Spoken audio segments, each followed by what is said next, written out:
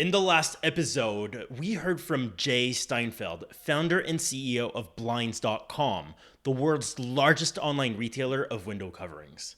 Now, today, get ready. I'm chatting with Greg Rowlett, head of growth at Grommet, a product discovery platform that helps makers, inventors, and entrepreneurs showcase new and unique products to millions of shoppers. And today we'll be talking about a very interesting topic, which is the mistakes that brands are making with affiliate and partner programs that just stops them from thriving. I'm your host, Raphael Paulin-Daigle, and I'm the founder of SplitBase. This is Minds of Ecommerce. Now, this episode is brought to you by SplitBase. At SplitBase, we help leading 8- and 9-figure brands such as Dr Squatch, Hyperice, and Amica grow through customer-focused conversion optimization programs. Our programs pinpoint exactly where your store is losing money most, and then, we help you fix it. So the result, you get increased conversions, higher AOV, and, more money. So if you want to learn how we can help you grow conversions, go to splitbase.com today to learn how we can help you get the most out of your marketing spend. All right, Greg, welcome to the show. Thank you so much for being here. Thank you so much for having me, man. This is going to be a lot of fun, and I love talking affiliate stuff, partner stuff, and e-commerce. So it'll be a good chat on this morning. Awesome. So tell me more. Now, partnership marketing, affiliate marketing, I think there are so many definitions and way to approach this. Just for context for our audience, in your case, what is your definition of partnership marketing when it comes to e-commerce? I think it's a great question because a partnership means that there's two parties and it should be a win for both parties. And so, when I think about whether it's affiliate marketing, partner marketing, ambassador programs, just trying to get your customers to refer more customers, it's got to be a win for both parties. That's a partnership is when, if I'm a brand, I'm getting new customers, but the person who sent me customers is also getting a win. If you think about like Facebook ads is a great partner. Meta ads is a great partner because Meta makes a bunch of money from you and you get new customers. And so when we think about affiliate and partnerships, we should be looking at it from the same angle as how can I make it a win-win for everyone involved? And that's how I see partner commerce is thinking about it of how can I pay the least to get the most? It's how can I make it a win-win for everyone so that everybody grows? So tell me more about obviously the mistakes that are happening. I think this is probably the most exciting place to start. There's a lot of brands that approach this in many different ways. What I would say, let's start with the mistakes and then let's then go with the lessons. If a brand wanted to, really leverage partner commerce as a, major way to grow their brand, how should they start and go about it? So I'd love to end with that. But first, let's start maybe with some of the biggest mistakes that you see in the space.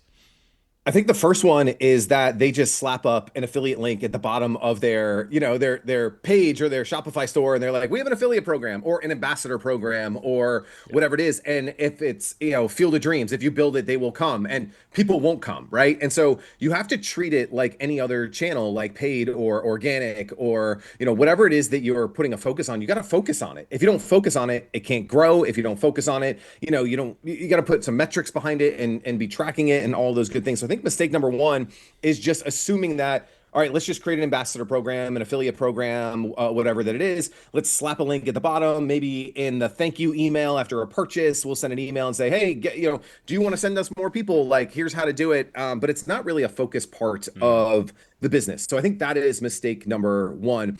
Mistake number two is payouts.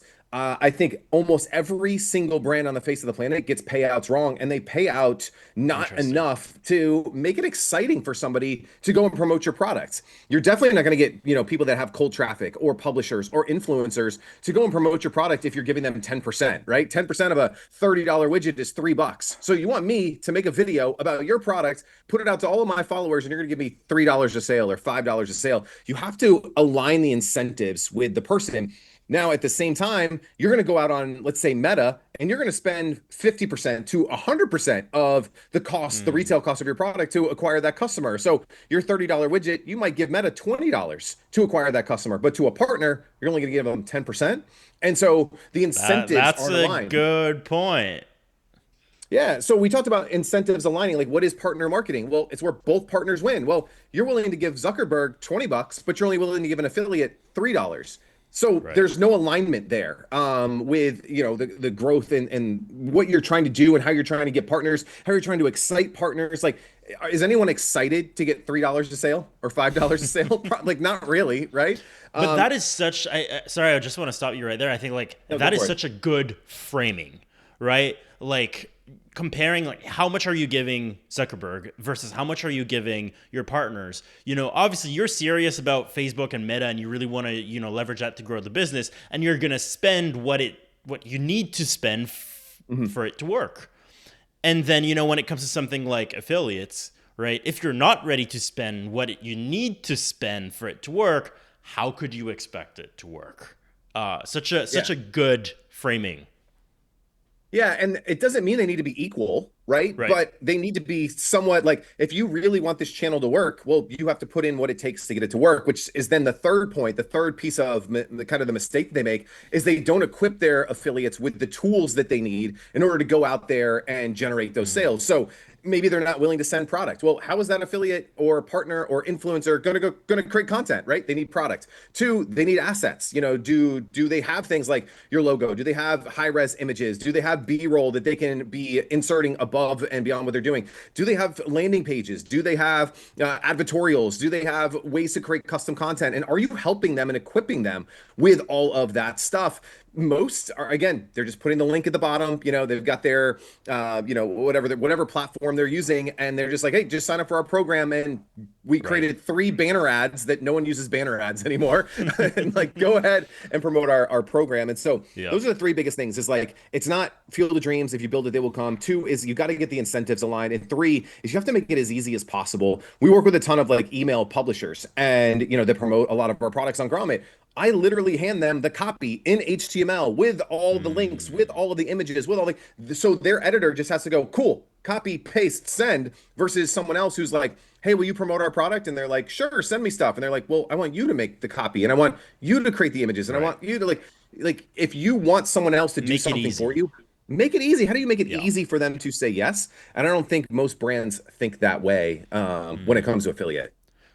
I'd love to go back to the payout section, right? Yeah. I think when we think about payouts, I think a lot of brands, like you said, are potentially underpaying or they're just not making it exciting. But then they also don't know better or they don't know what they should pay. And I'm sure like every product has different margin, every industry has different expectations. So how does a brand founder or, head of marketing or e-commerce goes about finding out what they should pay? Yeah, so the easy answer is like, do you know your allowable cost per acquisition? And I say that, and like most brands are going to go no, right? Some brands will, and some brands will Yeah. know that because they're running Meta ads, Google ads, they're running TikTok ads, like whatever that it is, and they'll have an allowable CPA. Well, I would start there, and maybe it's also tiered. Maybe you start like maybe your allowable CPA. Let's just use easy math because it's Friday morning as we're recording this, and math isn't my area of expertise.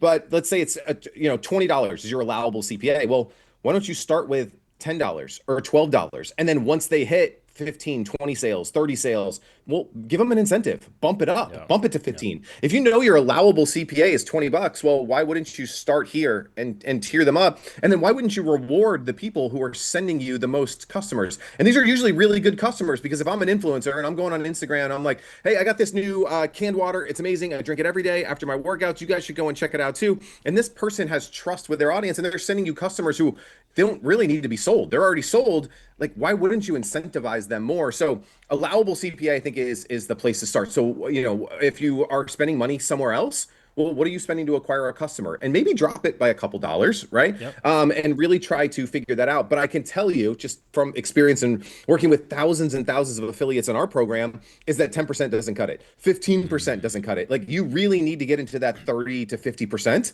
if you want serious traffic from interesting. affiliates. If you just want to have a program where, Raphael, you bought the product, you got it, you're excited about it, and you just want to tell your friends on X about it, cool. Like that might work. And using a program like Social Snowball or something like that, they're great softwares. It'll work, right? But it won't be a game changer for your business. It won't drive hundreds to thousands of sales every single month. And I think that's what we're talking about is this is a really viable opportunity for a lot of brands. If you can get other people to do your marketing for you and you only pay after they've generated a sale, that's a pretty good marketing partner, right? Hmm. With Meta, I got to give Zuckerberg my money whether I make a sale or not. And so with partnership marketing and affiliate, I'm only paying that percentage after this other person has created a campaign, sent it out. They've spent their money, their time, their energy, their resources to try to drive sales to my business. So that's kind of how I would look at it is, you're getting and you're activating an entire marketing team that could be Yeah. driving, 6 to 7 figures worth of marketing spend for you that you don't have to pay for until after you've got a customer in your cart. Love it. I'm, obviously one of the things that I'm taking away from this is, okay, well, a lot of people are probably not putting the work they need to put in their affiliate programs for it to work. They're probably not putting the dollars either. But now, if you do go ahead and you put that work, you put those dollars, you also need to make sure that you're working with the right affiliates, right? Because you don't want to waste your time with just accepting anyone. So what are your thoughts on who should you accept as affiliates? Who should you enroll in your affiliate program? Just anyone that qualifies to a couple of criterias? Do you prefer going wide and large or, niche with some bigger affiliates? What are your thoughts here? I think it's a great question. I think it starts with, do you want to have a direct affiliate program where Yeah. they're signing up directly on your website and you're controlling that, or are you using like a third party like an AWin or a share a sale, or using like a network where you're signing up to a program and almost they're doing the first line of vetting and then you're still having affiliates apply. I think the application, no matter which route you choose, whether it's direct or using one of these platforms, is you want to have a good application where you are looking at some things like, how are they going to promote? What's the channel? Is it email? Well, then send me one of your newsletters. Is it through social? Well, I need to Mm, see your social handles. Like, you should be looking at that. And really what you're just looking for is red flags, right? Like, do I want my brand associated on this page? The yeah. the the cool thing about social today is that we never know what's going to work, right? And so you might have, 50 different creators creating content for you, influencers creating content for you, and you're like, man, that'll never work. And that's the one that pops. Like, it's always the same thing is true with ads, right? Like, Yeah. that's why creative is so important. But having all these different affiliates, different voices, talking about your products in different ways, I think is really important. But what are the filters that you want? And then what are red flags? Like, all right, we never want an influencer who's also talking about cannabis or THC, or is talking about we only want the right wing versus left wing, or we don't want, like, what are the red flags for you? And if they don't hit those red Mm, flags, let them in. And I think that's also where I was kind of talking about, like, the tiered system is like, start everybody at 20%, and then once they hit certain thresholds, all right, now yeah. you're doing great, now let's bump you. And those are also the people that might get one-on-one time. You might have a dedicated rep, or someone from your team who's going out there and it's like, hey, Raphael, man, I saw you just drove like 30 sales, last week. Like, what else can we do? Can we send you more products? We're doing an activation in New York City next week. Do you want to come out there and like do some, so it's like, you want to help out those affiliates. But yeah, I think as long as they don't hit those red flags, you want as many as possible, because you don't know what's going to hit. And it is a numbers game. It's an 80-20 kind of thing. If you have 100 affiliates in your program, 5 or 10 are going to be driving the majority of the Yeah. sales, but you don't know who those 5 or 10 are until they start running campaigns. Yeah. That is gold. Very actionable. Thanks for sharing that. Now I'm curious, right? You've got this brand here, let's say, that haven't really done much with affiliates. Where the hell do they start? Like, I think you've got us some good pointers, budget wise, affiliate wise. But like, how do you start managing that? Like, would you recommend that those brands start working with an agency, that they hire like an affiliate or partnership manager right away? Should they just start with a specific software? What's kind of the route there? And obviously, I know the answer is very dependent on The also how answers much vary, right? the size But if I of. was, yeah, but if I was going to do it, if you were hiring, let's say, an agency to run your meta ads, well, wouldn't you do the same for this channel? If you believe that this channel is going to drive the same amount of revenue, orders, volume as another channel, well, you want to have resources and support. So that would either be an agency, or do you want to just bring in a person in-house who, it has expertise in this? I always like handling that. I would love to have somebody in-house that is handling partnerships, influencers, affiliates, like all Right. of that under our roof, so that we can, be quick, be fast, be adaptable. And then what I would do is again, pick the program, right? Are we going to do this direct on our platform? Are we going to use a third-party software? And then like again, figuring out the stuff we talked about earlier, payouts and all that. Now we got to go. We have to proactively go after and get these people because I've said this analogy like 3, 4 times already. It's not Field of Dreams. Just because you throw up an affiliate link, like there's no affiliate who's waking up this morning being like, man, I hope that I find 20 more partnerships today. Like they're busy. They have things going on. You have to go and attack these folks. And there's two places that I would start. One is social. I would be getting on social and I would be in the DMs of every influencer, affiliate, publisher that is in your niche that's covering your topic. If you're in the golf space, I'd be hitting up everybody who's talking about golf products, everybody who's talking about golf vacations, anyone who's creating golf skits, anyone who's creating, vlogs or whatever it is in the golf niche, and I'd be creating relationships with them. The second thing that I'd be doing is I'd be going to, it's a shameless plug. I have nothing to do with it, but like I'm going to Affiliate Summit next week, right? Are you going to Affiliate Takeover? Are you going to some of these events where boots on the ground, there's people who are in this industry who can make those connections and relationships for you, where there's going to be 20,000 affiliates in one place, in one roof. Like that's where I would be. I'd be sending these people boots on the ground. Relationships in affiliate matter, right? Like if I can trust you, if I know, all right, Raphael's a cool dude. We spent 15, 20 minutes together getting coffee. He's awesome. I'm going to work with him is a much deeper relationship than just a cold DM. Like cold DMs still work, but having that there's no replacement in affiliate for face-to-face time. I've been in this industry for nearly 20 years now, and just the people that you know and the people that you meet, like you're going to change companies and you're going to go to somewhere else. And like the relationships that you have are so powerful. So if I'm starting, I'm picking a platform. I am really getting tight on my offer. And then I am boots on the ground and I am hustling just like I would any other platform. I'm developing relationships through social and then I'm developing relationships through live events. And that's how I'm building it out. The third piece of this is then I'm trying to turn every customer into an affiliate as well, using something like a social snowball, or there's tons of different softwares out there that'll do that for you. And then every single sale that comes in, like, hey, thanks for buying.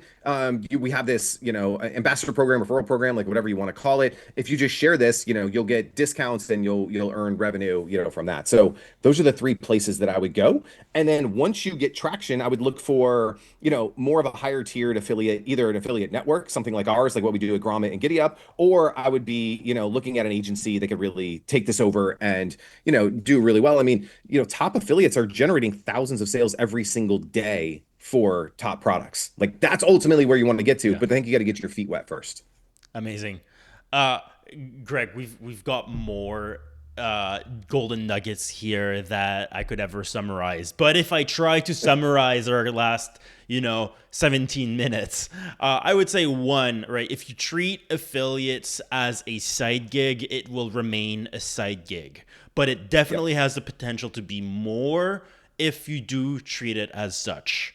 Budget-wise, if you're underpaying your affiliates, there's no way you're competitive. So you need to figure out how much you can pay, and you need to make your program attractive to affiliates and exciting to them as well. And then third, affiliates is all about relationships, right? It's the stronger your relationships are with your affiliates, the stronger you will be with that program. So does that summarize it pretty well? I like that, man. You did great. I mean, I talk at 1,000 miles an hour. So, to summarize that, you did a really good job. I like it.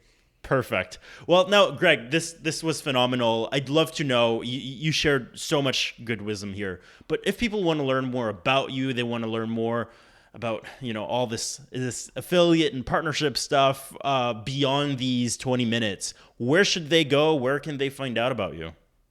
Yeah, so we built Grommet to be really a first step for people to get into partner marketing. So we are essentially one of the largest product discovery marketplaces. We launched 2,000 products over the last 2 years, and we have an in-house customer base of over 2.5 million shoppers. And so it's a great way to get your product onto a platform, put it in front of all these shoppers, and you only pay after we drive a sale to you. It's all done through Shopify and a Shopify app, and it's a really low-risk way to get into partner marketing.